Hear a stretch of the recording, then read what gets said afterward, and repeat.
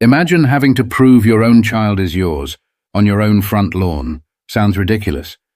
For this mum, it was reality. The sun hung low in the sky, casting a soft golden hue over the front lawns of Colton Springs, Texas. The quiet hum of a distant lawnmower blended with the occasional chirp of birds perched along power lines. It was the kind of afternoon that begged for nothing more than stillness, just a mother and her child enjoying the breeze. Monique Harris shifted her 2-year-old son, Ethan, onto her hip, bouncing him gently as she stood on the front porch of their modest home. His tiny fingers curled into the fabric of her t-shirt, his head resting against her shoulder as he let out a tired sigh. It was almost nap time, but for now he was content in her arms. She walked down the steps and into the grass, letting the warmth of the sun kiss her skin as she swayed side to side. Ethan let out a sleepy giggle, his blonde curls bouncing with every movement. Monique smiled, brushing a strand of hair from his forehead. "You're getting heavy, mister," she teased. "Pretty soon, Mama won't be able to carry you like this." Ethan responded with a sleepy babble, his words still forming, but his love unmistakable. Across the street, a sprinkler whirred to life, sending arcs of water glistening in the sunlight. A few houses down, kids rode their bikes, their laughter carried by the wind. It was the kind of neighborhood where people took their dogs on slow evening walks, where porch lights flickered on just as the sun dipped beyond the horizon. Monique had lived here for almost 3 years now. She knew most of the neighbors, even if some only exchanged polite smiles. There were backyard barbecues in the summer, a pumpkin carving contest in the fall, and a community-wide Christmas lights competition in the winter. But even in a place like this, where families gathered for block parties and dads waved from behind their lawn mowers, Monique knew she was seen differently. She had felt the stares before, at the grocery store, at the pediatrician's office, in the park. The quick glances at Ethan, then at her, followed by that moment of hesitation before the inevitable. "Oh, is he yours?" She never let it show, never let it steal moments like these. She was raising her son with love, and that was all that mattered. As she stood in the grass, rocking Ethan gently, she let out a content sigh. For now, it was just her and her baby boy, wrapped in a bubble of warmth and quiet love. But across the street, someone was watching. From the front window of her house, Linda Whitaker pulled back the curtain just enough to see without being noticed. She wasn't spying, at least not in the way she'd accused someone else of spying. She was observing. Her eyes settled on Monique, and the little boy nestled in her arms. Linda had seen them before. Quick glimpses, nothing more. She had moved to this neighborhood 6 months ago, and while she had made small talk with a few families, she had never spoken to Monique. But something didn't sit right.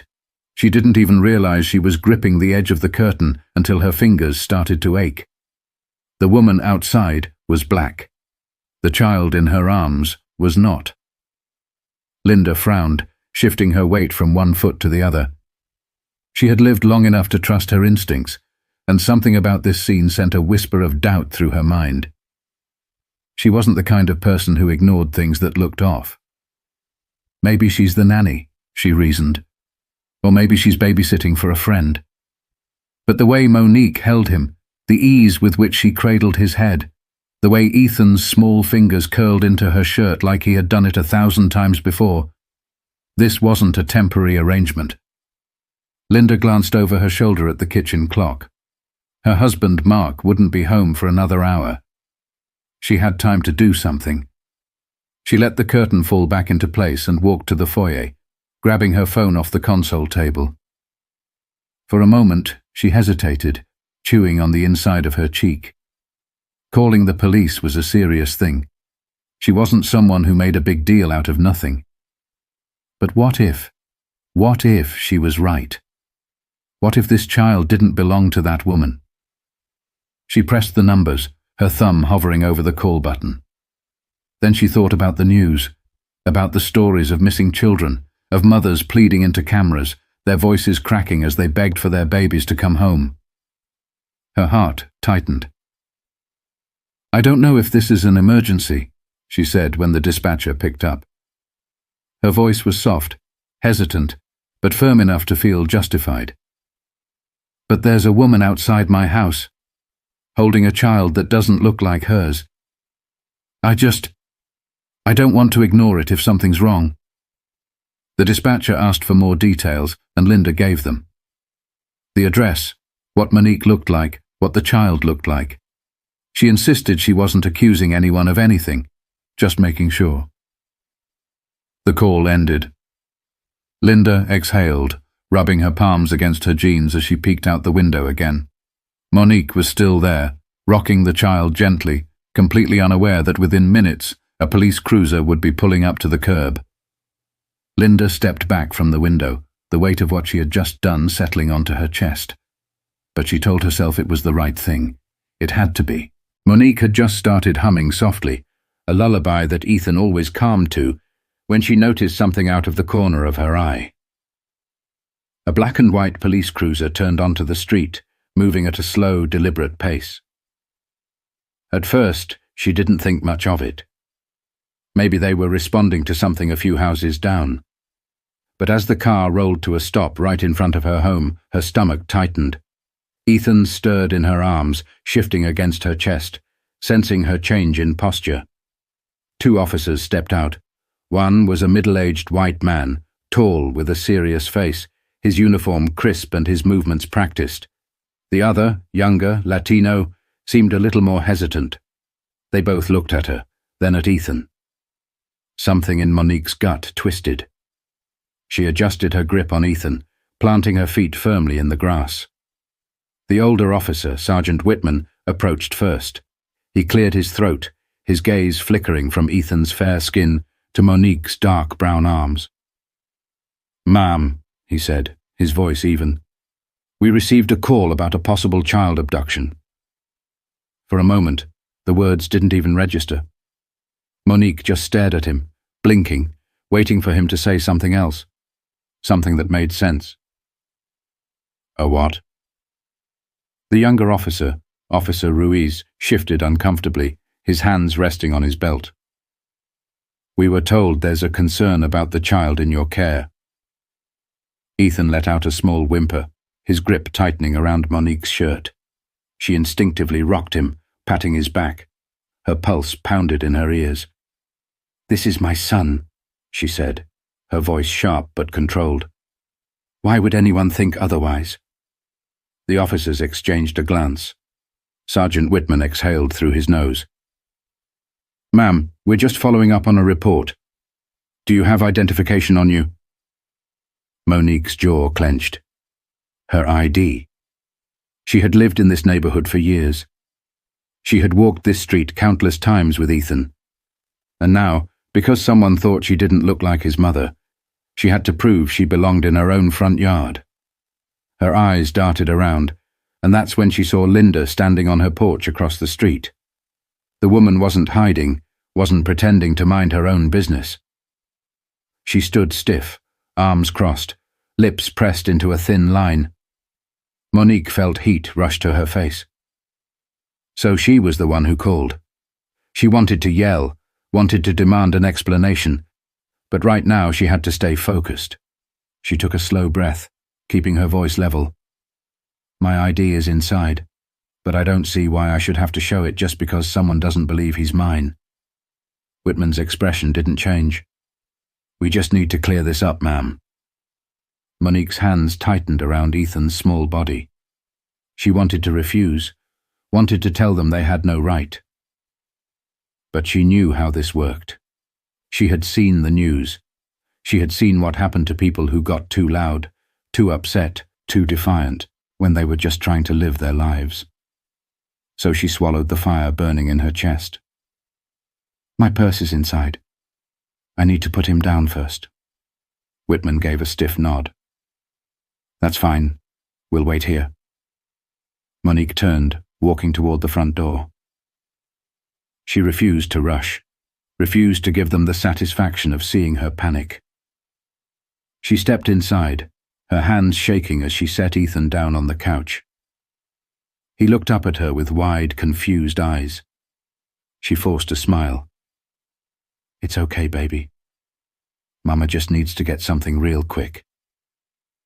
She grabbed her purse off the counter, fingers fumbling as she pulled out her ID and phone. When she stepped back outside, she held both in front of her like a shield. My name is Monique Harris, she said, her voice firm. This is my address. And this is my son. She pulled up her phone, tapping into her photo albums. A dozen pictures filled the screen. Ethan at the hospital the day she adopted him. Ethan's first birthday. Ethan asleep in her arms, tiny fingers clutching hers. She turned the screen toward them. Officer Ruiz leaned in first. His eyes softened. Whitman took a little longer, his lips pressing into a thin line. Monique folded her arms. Do you need more proof? Whitman sighed through his nose, rubbing a hand down his face. That won't be necessary, ma'am. But the damage was already done. For a long moment, no one spoke. Ethan, sensing the shift in the air, wiggled off the couch and ran to Monique, wrapping his tiny arms around her leg. She reached down, smoothing a hand over his curls, grounding herself in his warmth. Sergeant Whitman sighed, adjusting his belt. Looks like everything checks out. Monique scoffed, shaking her head. Checks out. Like she had just passed some kind of test. Like she had to prove she was allowed to love her own child. She turned toward Linda, still standing stiffly on her porch, arms crossed like she was waiting for an apology. Monique felt a bitter laugh rise in her throat. I'd love to know, she said, directing her voice loud enough for Linda to hear. What exactly made you think my son was in danger? Linda flinched slightly, but she held her ground. I wasn't sure. I just thought... Monique let out a sharp breath, tilting her head. You thought what? Linda's mouth opened, then closed. She swallowed. I was just trying to look out for him. Monique shook her head, her pulse still thudding in her ears. No, you weren't looking out for him. You were looking out for your own comfort. Linda's jaw tightened, her face turning red. She glanced at the officers, as if hoping they'd back her up, but neither of them spoke. Monique stepped forward, keeping her voice steady, controlled. You saw a black woman with a white child, and instead of minding your damn business, you assumed something had to be wrong. You didn't ask me. You didn't introduce yourself. You called the cops like I was a threat. Linda exhaled sharply, shaking her head. I wasn't trying to accuse you of anything. Monique let out a humorless laugh. But you did. She gestured toward the officers. And now, these men are standing in my yard, in front of my child, treating me like a suspect in my own neighborhood. All because you couldn't imagine a world where he could be mine. Linda looked away, shifting uncomfortably. Officer Ruiz, still standing by the patrol car, cleared his throat. Ma'am, he said gently, we do have to follow up on calls like this. Monique turned toward him. Oh, I get that. I bet you'll do this all the time when white mums take their black kids outside, right? Ruiz lowered his gaze, his lips pressing together. Whitman, still stiff-faced, muttered, We were just doing our job. Monique's anger burned in her chest, but it was exhaustion that settled into her bones. She had done this before. She had lived this script in a dozen different ways, at stores, at playgrounds, at restaurants where strangers felt entitled to question her motherhood. It never got easier. She turned back to Linda, whose face was tight with embarrassment, maybe even guilt. Next time you're unsure, Monique said, her voice quieter now, you could just walk over and introduce yourself, instead of calling the cops on a mother and her baby. Linda's lips parted like she wanted to respond, but no words came. The officers gave a half-hearted nod, then walked back toward their cruiser. As they pulled away from the curb, Monique let out a breath she didn't realize she had been holding. Ethan tugged at her jeans, looking up at her with big, curious eyes. Mama? She bent down, picking him up and kissing his cheek. "I'm okay, baby," she murmured. "We're okay." But as she turned back toward the house, she knew things would never feel quite the same. Monique closed the front door behind her and leaned against it, exhaling slowly. She could still feel the weight of their stares, the way her heart had pounded the moment the police car pulled up. Ethan wiggled in her arms, so she set him down, watching as he toddled over to his toy basket in the living room. He had no idea what had just happened, no idea that his mother had to prove she was his mother. She rubbed her hands over her face, forcing herself to take deep, steady breaths. Her phone buzzed on the counter. A text from Angela, her best friend. "Hey girl, just saw some cops outside your house. Everything okay?" Monique stared at the screen for a long moment before typing back, "I'll call you later." She didn't want to explain it. Not right now. Not while her hands were still shaking. Through the window, she saw Linda still standing on her porch, shifting from foot to foot, like she wasn't sure whether to go inside or come over. Monique turned away. She walked into the kitchen, opened the fridge, and grabbed Ethan's juice cup. Something, anything to give her hands a reason to move, to ground herself. A few minutes later, there was a knock at the door. She already knew who it was. Monique inhaled deeply before walking over and pulling it open. Linda stood there, arms folded, shifting awkwardly on the porch. For a long moment, neither of them spoke. Then Linda cleared her throat. I just wanted to say I'm sorry." Monique stared at her. Linda swallowed. "I shouldn't have called the police." Monique raised an eyebrow. "No, you shouldn't have." Linda's eyes darted toward the ground. "I thought I was doing the right thing." Monique crossed her arms. "The right thing for who?" Silence. Linda exhaled, rubbing her hands together. I guess I didn't think." Monique tilted her head. "No, you did think. You thought that a black woman with a white child didn't look right to you, and instead of asking questions, you made a decision that could have gone really bad for me." Linda looked up, guilt flickering across her face. Monique let out a slow breath. "You could have walked over and introduced yourself. You could have minded your business, but you didn't." Linda nodded, pressing her lips together. "I know, and I'm sorry." Monique studied her for a moment. She wasn't sure if she believed the apology, or maybe she just didn't care if it was sincere. She glanced back at Ethan, still playing on the floor, completely unaware of the weight of this conversation. She turned back to Linda. "I hope next time you do think." Linda nodded. And then, without another word, Monique closed the door. She didn't owe her anything more than that. Monique stood by the door for a long moment after shutting it. She could hear Linda's hesitant footsteps retreating down the porch steps, back to her side of the street. Ethan babbled to himself as he stacked his blocks, blissfully unaware of the storm that had just passed. Monique let out a breath and walked over, sinking onto the floor beside him. She ran a gentle hand over his soft curls, watching as he focused, his tiny fingers clumsily fitting one block onto another. This was her son, her baby. And yet today had been a reminder, one she had been given far too many times, that some people would always look at them and see something that didn't fit. That no matter how much love she poured into him, no matter how many bedtime stories, scraped knees kissed, or sleepless nights spent soothing his cries, someone would always question whether she belonged in his life. And one day, Ethan would be old enough to notice it too. She hated that. She hated that there would come a day when she'd have to explain why the world sometimes saw them as a puzzle that didn't match. She reached for one of his blocks, placing it carefully on top of his tower. He clapped, his face lighting up. Monique smiled, but it didn't quite reach her eyes. She wasn't going to let today take anything away from them. But she'd remember. She'd remember the way those officers had looked at her. The way Linda had hesitated.